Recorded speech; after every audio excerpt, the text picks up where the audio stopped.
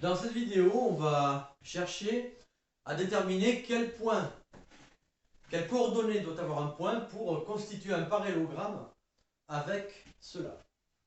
Alors, par exemple, on veut trouver un point D pour que ABCD soit un parallélogramme.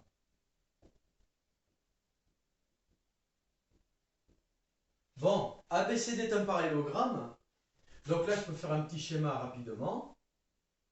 A, B, C, D. Quand on n'est pas sûr, il vaut mieux faire un schéma. Et là, automatiquement, on a AB doit être égal à DC.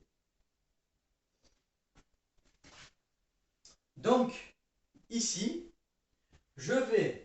si on cherche un point D inconnu, le point D, on va automatiquement lui donner des coordonnées inconnues, donc X et Y.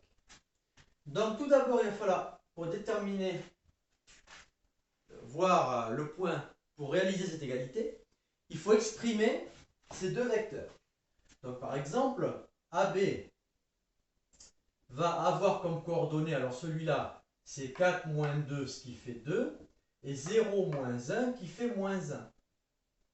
Et ensuite, on va avoir DC. Alors, DC sont les coordonnées de C moins les coordonnées de D. Donc, DC, ça fera 3 moins X et 5 moins Y.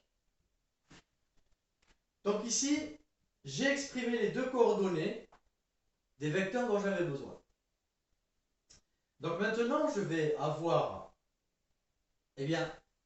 à déterminer, vu que ces deux vecteurs sont égaux, son abscisse est égale à cette abscisse. Cette ordonnée est égale à cette ordonnée, donc je vais écrire 3 moins x égale 2 et 5 moins y égale moins 1.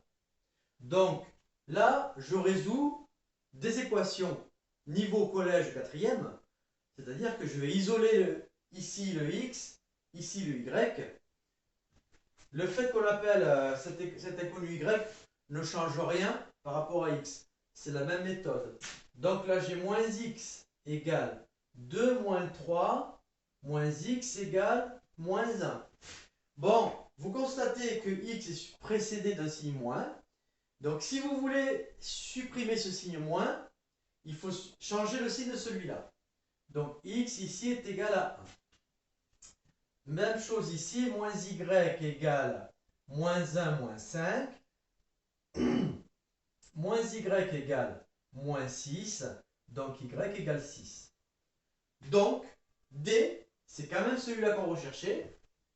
D aura pour coordonnées 1 et 6. C'est le point qui fera que ABCD est un parallélogramme.